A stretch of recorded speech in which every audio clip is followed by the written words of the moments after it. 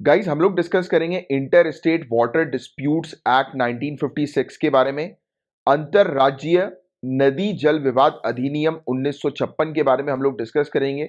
क्योंकि अभी रिसेंटली कर्नाटक के मुख्यमंत्री ने टिप्पणी करते हुए कहा है कि अंतरराज्यीय नदी जल विवाद अधिनियम inter state river water dispute act पर फिर से विचार किया जाए, क्योंकि अब ये समय आ गया है इस पर फिर से विचार करने का। क्योंकि ये जो कानून है ये मुद्दों को हल करने की तुलना में अधिक विवाद पैदा कर रहा है। मतलब कि inter state river water dispute act को बनाया गया था कि आपस में स्टेट्स के बीच में जो नदी के पानी को लेकर जो डिस्प्यूट्स हैं, जो विवाद हैं, उसको रिजॉल्व करना है। बट बजाय उसे रिजॉल्व करने के ये और मुद्दे को जो है वो जटिल बना रहा है, राइट, कॉम्प्लेक्स कर रहा है और मुद्दे को, और रिजॉल्व नहीं कर पा रहा है प्रॉपर टाइम पर मुद्दों को। तो इसलिए अभी इस कानून को चेंज किया जाए। तो ये आवाज जो है वो उठाई है कर्नाटक के चीफ मिनिस्टर ने।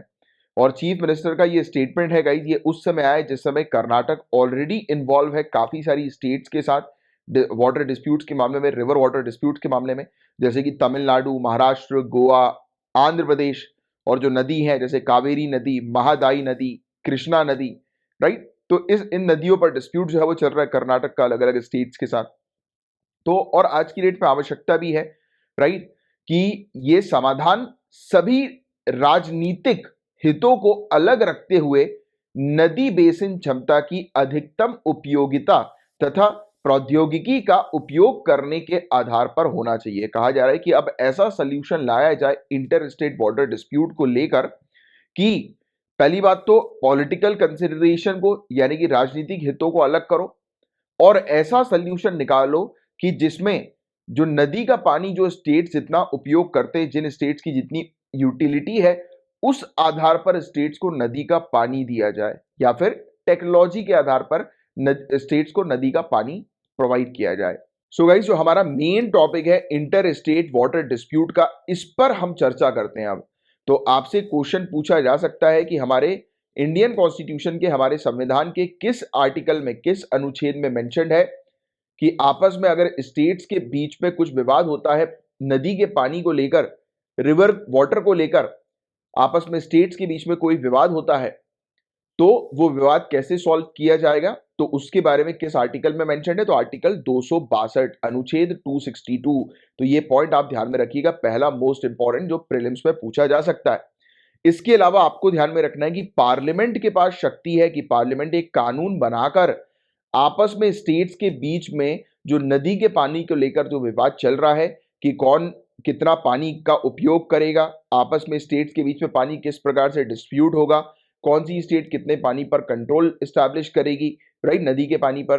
तो ये पूरी चीज से रिलेटेड जो भी विवाद होता है स्टेट्स के बीच में, उस विवाद को रिजॉल्व करेगी पार्लियामेंट एक कानून के माध्यम से, राइट। और एक और मोस्ट इंपॉर्टेंट पॉइंट आपको ध्यान में रखना है, आपसे आप बताओ कि ये स्टेटमेंट करेक्ट है या इनकरेक्ट है कि ऑनरेबल सुप्रीम कोर्ट जो है वो आपस में स्टेट्स के बीच में अगर पानी को लेकर inter state river water dispute अगर चल रहा है, यानी कि राज्यों के बीच में नदी के पानी को लेकर अगर डिस्प्यूट चल रहा है, तो ऑनरेबल सुप्रीम कोर्ट उस डिस्प्यूट को रिजॉल्व कर सकती है। बताइए स्टेटमेंट करेक्ट है या इनकरेक्ट है। स्टेटमेंट इनकरेक्ट है, गलत है। ऑनरेबल सुप्रीम कोर्ट या फिर किसी भी कोर्ट के पास कोई भी पावर नहीं है, किसी भी कोर्ट के पास कोई भी क्षेत्राधिकार नहीं है इस प्रकार के जो मामले हैं, मुद्दे हैं, कंप्लेंट्स हैं, उसको रिजॉल्व करने का। Inter state river water dispute अगर होता है, कोई भी मुद्दा होता है, तो सिर्फ पार्लियामेंट के पास अधिकार है कि पार्लियामेंट कानून बनाकर ये डिस्प्यूट्स को रिजॉल्व कर सकती है। वो कैसे करेगी, तो बात को समझिए। तो इस कॉन्टेक्स्ट में सेंट्रल गवर्नमेंट ने ऑलरेडी रिवर बोर्ड एक्ट 1956 और inter state water dispute act 1956 बना चुकी है। रिवर बोर्ड एक्ट जो है वो स्टैब्लिश किया जाता है, मतलब ये बोलता है कि एक रिवर बोर्ड को स्टैब्लिश करना है, राइट। रिवर बोर्ड एक्ट के तहत रिवर बोर्ड को स्टैब्लिश किया जाता है। ये किस पर्पस के लिए स्टैब्लिश किया जाता है कि आपस में जो स्टेट्स के बीच में जो रिवर्स जो होती हैं और रिवर वैली जो होती हैं, उनके रेगुलेशन और उनके डेवलपमेंट के लिए किया जाता है। तो रिवर बोर्ड का काम क्या है कि स्टेट्स के बीच में जो नदी बह रही है, तो उस नदी के डेवलपमेंट के लिए और उस नदी को रेगुलेट करने के पर्पस के लिए रिवर बोर्ड बनाया जाता है, रिवर बोर्ड एक्ट के तहत। और ये तब बनाया जाता है जब स्टेट गवर्नमेंट जो होती है वो रिक्वेस्ट करती हैं रिवर बोर्ड बनाने के लिए। और inter state water dispute act ये पावर देता है सेंट्रल गवर्नमेंट को कि सेंट्रल गवर्नमेंट एक एडहॉक ट्राइब्यूनल, मतलब एक एडहॉक कोर्ट यानी कि टेम्पररी कोर्ट जो है वो स्टैब्लिश करेगी, एक temporary court, ad hoc court, right, कि आपस में दो या दो से ज्यादा स्टेट्स के बीच में अगर विवाद होता है, डिस्प्यूट होता है रिवर वाटर को लेकर, तो उस डिस्प्यूट को रिजॉल्व करने के लिए सेंट्रल गवर्नमेंट के पास पावर है एक कोर्ट बनाने की, कोर्ट, एक स्पेसिफिक कोर्ट स्टैब्लिश करने की, एडहॉक ट्राइब्यूनल स्टैब्लिश करने की, याद रखिएगा। और इस जो ट्राइब्यूनल का जो डिसीजन होगा वो फुल एंड फाइनल और बाइंडिंग होगा, राइट, मतलब कि ये भी बताया जाता है कि यानी कि अब जनरली हम लोग देखते हैं कि हमारी कंट्री के अंदर डिस्ट्रिक्ट कोर्ट के फैसले को आप चैलेंज कर सकते हो, हाई कोर्ट में हाई कोर्ट के फैसले को आप चैलेंज कर सकते हो ऑनरेबल सुप्रीम कोर्ट के पास। तो honourable supreme court top most court होती है, but inter state river water dispute के मामले में सेंट्रल गवर्नमेंट जो कोर्ट स्टैब्लिश करती है, जो अदालत बनाती है उस स्पेसिफिक मामले को रिजॉल्व करने के पर्पस के लिए, तो वो अदालत जो भी डिसीजन होगी वो लेगी वो माननीय होगा, राइट, वो full and final and binding होगा, राइट। तो ये चीज आप थोड़ा सा ध्यान में रखिएगा कि इसके डिसीजन को कहीं और चैलेंज नहीं किया जा सकता। अब कुछ मुद्दे हम लोग को देखने को मिलते हैं inter state water dispute act 1956 से रिलेटेड। अब क्या मुद्दे हैं? तो inter state water dispute act 1956 provide करती है एक लीगल फ्रेमवर्क, राइट, एक लीगल फ्रेमवर्क कि किस प्रकार से आपस में स्टेट्स के बीच में डिस्प्यूट्स को रिजॉल्व करना है। बट इसमें काफी सारी कमियां हैं, काफी सारे ड्रॉबैक्स हैं, राइट। किस टाइप के ड्रॉबैक्स हम लोग को देखने को मिलते हैं कि इसमें कोई भी टाइम लिमिट फिक्स नहीं की गई है कि कितने टाइम पे मामला जो है वो रिजॉल्व होगा, कितने टाइम में, कोई टाइम लिमिट नहीं है कि केस चल रहा है तो चलने दो, कि एक टाइम बाउंडेशन इसके अंदर नहीं है। और डिलेज जो होते हैं गाइस, वो मतलब ये भी बताया जाता है कि अब जो अ, उसके मेंबर जो होंगे, जो ट्राइब्यूनल के जो मेंबर्स होंगे, जो चेयरमैन जो होंगे, उनकी अपर एज लिमिट क्या होगी ये भी डिसाइडेड नहीं है। तो इसलिए भी कई बार हम लोग को देखने को मिलता है कि इसके मेंबर ही चूज नहीं किए जाते, उसको चूज करने में ही टाइम लग जाता है। और कई बार कोई मेंबर जो होते हैं वो रिटायर ही नहीं होते, राइट, दूसरे मेंबर नहीं आते जो कि इस कोर्ट को जो है वो यानी कि मामले को, मुद्दे को जल्दी रिजॉल्व करें, राइट। तो ये सब चीजें भी हम लोग को देखने को मिलती है और कोई भी टाइम लिमिट नहीं है कि ये कोर्ट अपनी रिपोर्ट कब तक पब्लिश करेगी। तो these are some issues, right. और रिवर बोर्ड एक्ट 1956 की बात करें तो माना जाता है कि रिवर बोर्ड एक्ट को इसलिए बनाया गया है कि यह रिवर के डेवलपमेंट के लिए काम करे, बट ये एक डेड लेटर है, इसने रिवर के डेवलपमेंट के लिए कभी कोई एक्शन लिए ही नहीं है, राइट। तो ये चीज बताई जाती है। और सरफेस वाटर की बात करें, इसे कंट्रोल किया जाता है सेंट्रल वाटर कमीशन के द्वारा और ग्राउंड वाटर को central ground water board of India के द्वारा।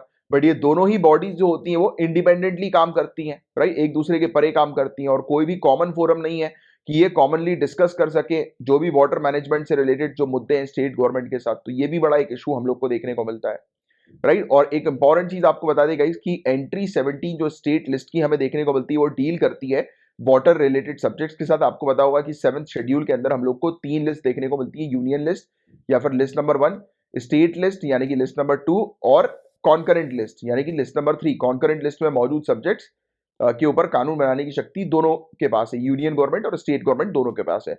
तो वाटर रिलेटेड सब्जेक्ट जैसे कि water supply, irrigation, canals, water storage, water power, embankments, drainage, तो इन सब सब्जेक्ट्स पर कानून बनाने की शक्ति राज्य के पास है। और अगर हम बात करें सेंट्रल गवर्नमेंट की, तो सेंट्रल गवर्नमेंट रेगुलेट कर सकती है, डेवलप कर सकती है इंटर स्टेट रिवर्स को, राइट। और पार्लियामेंट अगर पब्लिक इंटरेस्ट के मामले में अगर पार्लियामेंट कुछ कानून बनाती है तो वो भी शक्ति पार्लियामेंट के पास है कि पब्लिक इंटरेस्ट के मामले में पानी से रिलेटेड अगर कोई मतलब अगर कानून बनाती है सेंट्रल गवर्नमेंट, तो वो कोई भी मैटर को अपने कंट्रोल में कर सकती है। जैसे कि आपको पता है कि विवादित इशू हम लोग को देखने को मिला था डैम से रिलेटेड, राइट, डैम को प्रोटेक्ट करने को लेकर एक बिल हम लोग को देखने को मिला था, आया था, जो काफी कंट्रोवर्शियल हो गया था कि सेंट्रल गवर्नमेंट डैम्स की जो भी मेनली जो डैम से रिलेटेड जो शक्तियां हम लोग को देखने को मिलती है वो किसके पास है, वाटर सप्लाई से रिलेटेड शक्ति या फिर कैनाल से रिलेटेड शक्ति, क्योंकि डैम के माध्यम से हम लोग को नहर देखने को मिलती है, नहर निकलती है, तो वो स्टेट के पास है।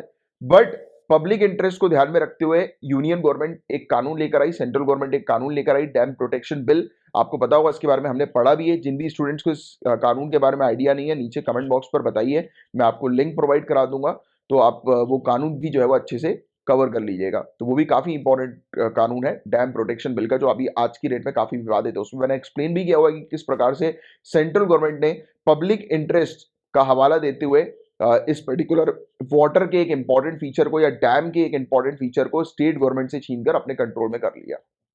Getting my point? तो ये चीज है गाइस, इसके बारे में एक आपको बेसिक सा आइडिया, एक जानकारी होनी चाहिए। काफी अच्छा टॉपिक था ये।